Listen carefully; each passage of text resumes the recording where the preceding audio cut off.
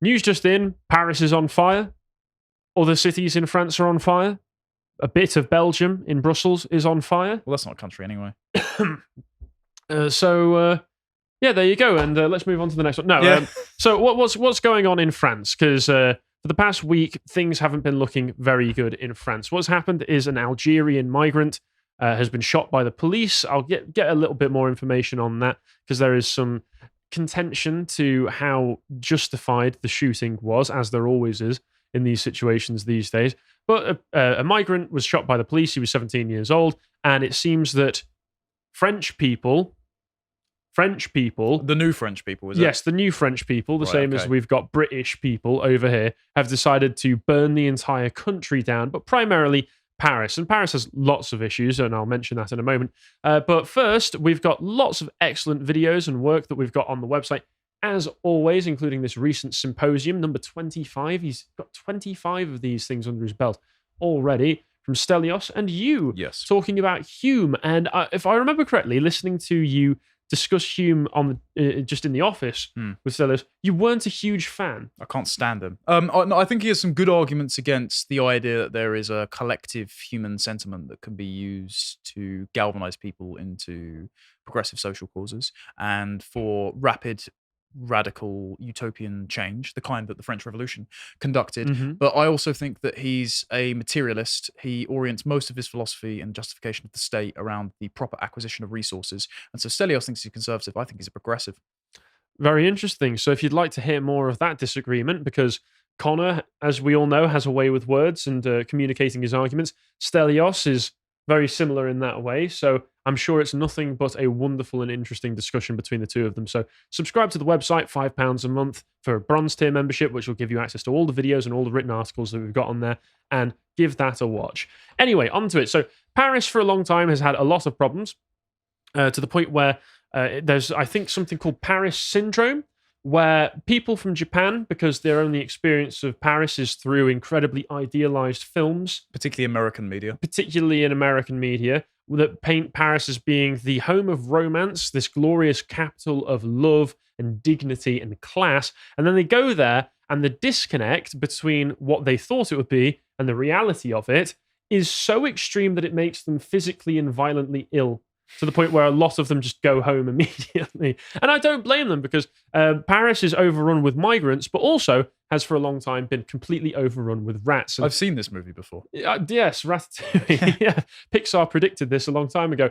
Paris needs to learn with rats, mayor concede. City Hall forms committee into cohabiting with the vermin and assuming. I love how they're negotiating with them like some kind of actual constituency. We don't negotiate with terrorists, but we do negotiate with the rats. I assume that this will involve, similar to Pixar, putting little hats on everybody's head so that people can be puppeteered by the rats. And I just want, I'm not always a big fan of Politico, but I've just got to give a shout out to whoever did this wonderful header image that they've got. It's a horrendous Photoshop as well. The top of our head's cut off. It's a terrible Photoshop, but my God, whoever did this, mwah, artistic perfection right here. So Paris has about 6 million rats inhabiting the city, which last time I checked means that the people in Paris are outnumbered about 3 to 1 by actual rodents. Okay.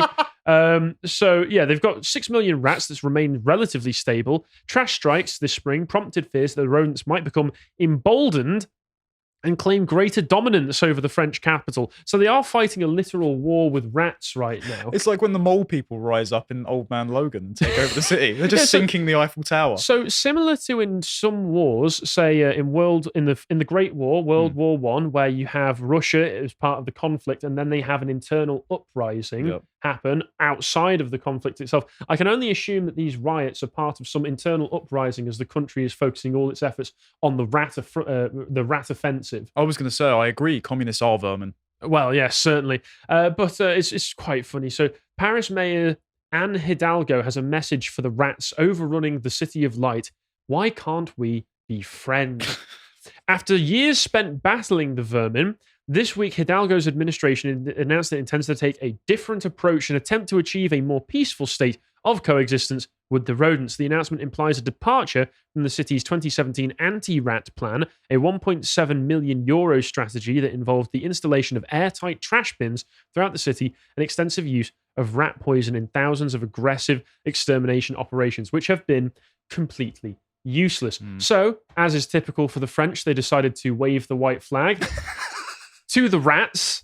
So this is almost as embarrassing as the Australians. This is the nation that birthed Napoleon. Let's not forget. Wasn't he a Corsican? Well, maybe actually, yeah. Yeah, he just sort of took over the French because they gave up again. Yeah, so Paris already wasn't looking great.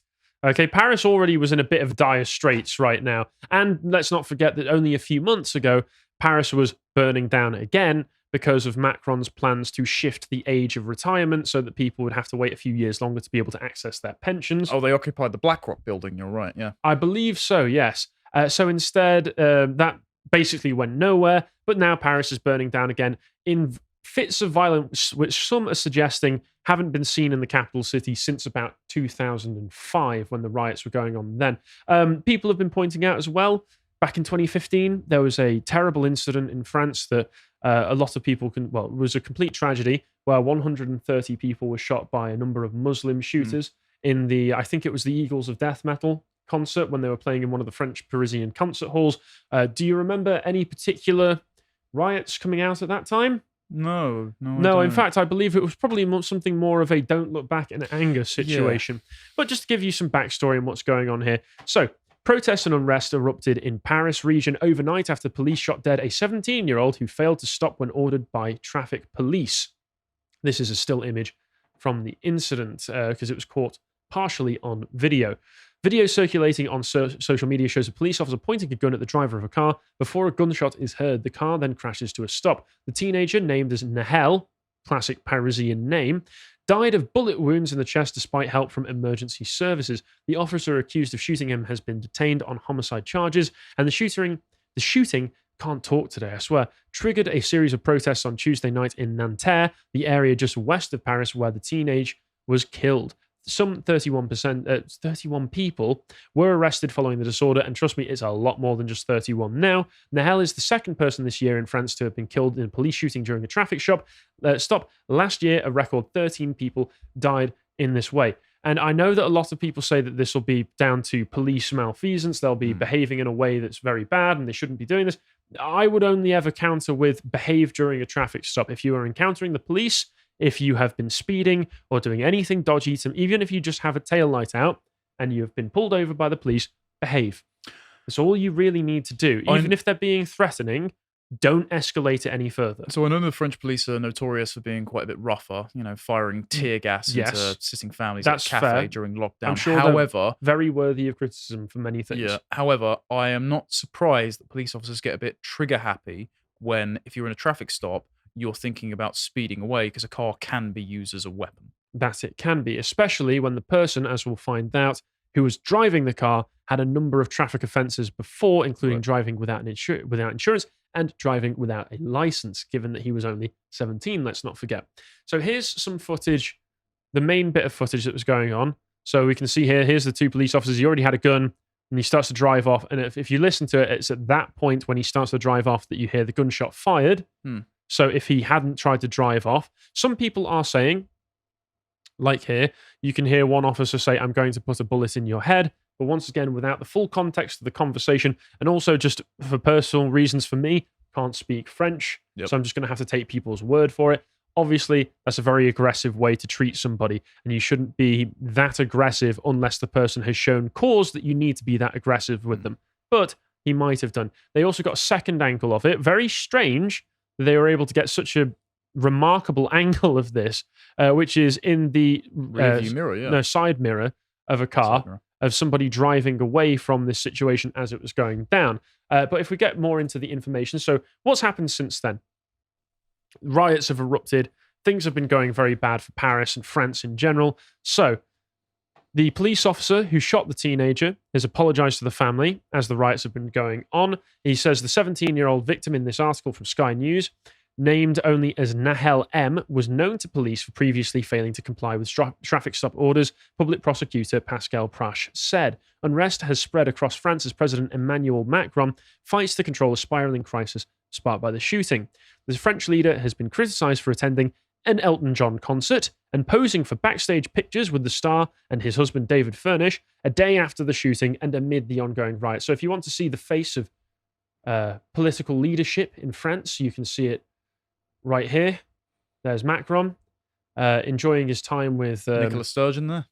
Maybe with Elton John, who has a look on his face like, what the bloody hell are you doing here? Yeah. This city is burning down right now. Anyway, carrying on, at least 667 people were arrested across France overnight, and on Thursday, 40,000 police officers were deployed across France, nearly 4 times the number mobilized on Wednesday. So it's about 10,000 on Wednesday. I will say, obviously, they are trying to do things to quell the riots. I make the joke, Macron being here, but things are being done to try and stop these riots and calm everything down. In central Paris, a Nike store was broken into, resulting in the arrests of 14 people. And as always with these situations, I'm sure these people were absolutely starving, Robin Hood figures. They wanted to get those Nikes to the poor so they would be able to sleep with a full stomach. Yeah, big doubt. Yes, I'm sure. Unrest even spilled out over into the neighbouring Belgium, with around a dozen arrested and riot police deployed on the streets of Brussels. So this has gone so large scale that it is breaking out into different cities in France and even neighbouring countries, as stated there. If we look at this Remix article, though, it does give a little bit of backstory and context about this Nahel M that other articles aren't doing or are making excuses for, shall I say. So this one, French-Algerian youth Nahel M. For those unaware, Algeria is a country in north of Africa, so this child was a migrant. Endangered a cyclist and pedestrian before being shot by the police and has a long criminal history. So here we can see an image of him. Here we can see some of the photographs taken of the riots of what's been going down. Here are some of the protesters. They've already got shirts ready. It's incredible how quickly they're able to print these things. Justice for Nahel, with the date on which he was shot. And if I scroll down here as well, this is the child's mother, I think. And I don't want to cast aspersions or suggest anything too untoward here, but I have found it very difficult to find any imagery or any videos of her looking absolutely distraught. It's very strange. I'm sure she's just happy to see the groundswell of support that's come out in the name of her son, but it is very strange that I don't think I've even seen a video or image of her crying at all. Anyway, that's neither here nor there. Nahel M, this article says in Remix, has an extraordinarily long criminal history for a 17-year-old, and in many ways, the officer shooting of Nahel M, who raced away from a traffic stop at high speed, may have prevented him from killing someone himself, which he reportedly almost did shortly before being pulled over. French MEP Gilbert Collard wrote on Twitter, according to the prosecutor of Nanterre, Nahel made a first refusal to comply before fleeing. During the case, he endangered a pedestrian and a cyclist, which is coming from the testimonies of the police and also video surveillance at the time. According to the information from Europe 1 news outlets, Nahel had 15 mentions in the criminal history file and had been implicated 5 times for refusals to comply with police officers since 2021, thus all in less than 2 years. In addition, police recorded him for crimes including concealment and disorderly conduct against police in 2020. In February 2022, he had been implicated in the use of false license plates, concealment, and driving without insurance. In January and March of 2023 as well, police arrested him for the consumption and sale of narcotics. So yet again, we find a situation in the West where a criminal, this kid was a drug dealer, has had an unfortunate run-in with the police, which he has come out worse off on the other end of, and cities are burnt down in his name. Yeah. Not just cities in the city, not just the city in which the incident took place, but cities across the country and in neighboring countries as well, because of the fact that we have imported a hostile class who actually hate the inhabitants and natives of the country that they are part of. It's a shame for his family that the young man died. It is on him that his repeated criminal behavior led him to have this interaction with the police, which he then tried to drive away from because he didn't want to face accountability. This is going to sound a little bit heartless, but I'm going to say it. It's a shame that his mother can't bring herself to look sad for any of these photo opportunities, and also didn't raise her son to, not sell drugs. Perhaps he might not have found himself in this situation had she done so. I would have to agree that it is at the very least very negligent parenting, and also it's a shame that this has been jumped on as an opportunity to No, it's an opportunity propagate to racial cause. grievance. No, it's not even that. It's an opportunity to cause chaos and steal things. Well, yeah, that's also That's what true. these things always are. What kind of protest is it? Stealing from a Nike store. What kind of protest is it? Trying to angle grind your way into cash points, as we're about to see. Because all the rest I've got for this segment, to be perfectly honest, is footage from the riots. And I will just qualify some of this by saying this is what's being reported on Twitter and what I've been able to find on Twitter and other news sources. And none of this, again, is to justify if the police are found to have gone ahead with excessive force. Because I don't think police should be just opening fire on people for no reason. But once again, if you don't want to put yourself in that situation, comply. If you find yourself in an encounter with the police, comply. So let's just take a look at some of the footage. And once again, I'm not guaranteeing that every bit of footage is going to be directly from France and Paris itself, because you never know what's going on with the footage that gets shared about on social media. But it does appear that a lot of this is coming from Paris right now, especially if you listen into the audio. You can hear people speaking French. Right. You can also hear, in some of the clips, you can hear a few Allahu Akbars being thrown out there as well, which suggests that it might not be entirely made up of natives of Paris doing these riots. Although, to be fair, it doesn't take much to get the French to want to burn their own cities down sometimes, does it? So here, you just got this. Rows and rows of vans on fire. For This all is audio a listeners. trail of destruction in Nanterre, which is the little part of Paris that he was shot in. Scenes mirrored across France. Everything's on fire. Local commune of Bagno in the south of Paris. What we've got here is fireworks, because a lot of the people who are rioting, when they've got the riot police out, like the 40,000 who were sent out into Paris, they're using fireworks as a way of defending themselves and to attack the police. They're all dressed in black bloc, except for that one gentleman on the electric scooter. That's interesting. Yes. Considering it's in a local commune. So they're using this to set up another revolutionary Paris commune. Potentially. I mean, I don't know where Bagno is. I don't know if that's a part of... Oh, yeah, south of Paris. Yeah, sorry. Let's carry on. It's not just fireworks, though, because remarkably, some of them do just have guns. Oh, blimey. Okay, that looks like Uday Hussein at a wedding. Yep, yeah, let's just take a listen to this audio. Celebratory. Well, again, low impulse control. He doesn't know bullets come down, yeah? Well, as long as they don't come down on me, what's the harm, I eh? really hope they do. And let's see some more. Just like that, they've no idea who was shot by the police. They just want free stuff. Like, if I take us back to here, when it goes back to the beginning, here is a man with an angle grinder. Blimey.